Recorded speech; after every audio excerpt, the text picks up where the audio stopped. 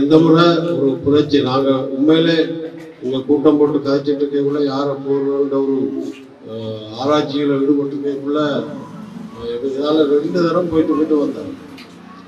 3ஆம் தரம் சும்மா ஆளை கூப்பிட்டு இருக்க வச்சு கதைச்சிட்டு இருக்கக்குள்ள இப்போ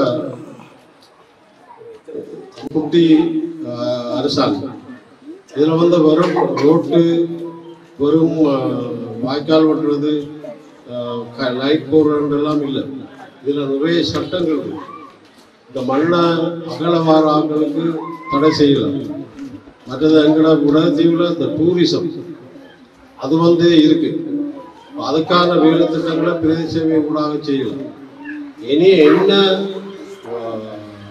அபிவிருத்தி என்று வந்தாலும் அது பிரதேச சேவை ஊடாகத்தான் வரக்கூடிய. சென்ட்ரல் கவர்மெண்ட் செய்கிறது அது வேற வேலை திட்டமாக இருக்கும்.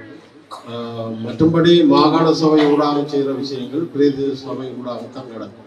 செய்தி உள்ளிட்ட இணைய தகவல்களை உடனுக்குடன் அறிந்து கொள்ள தினகரன்.com செய்திகளோடு இணைந்திருங்கள்.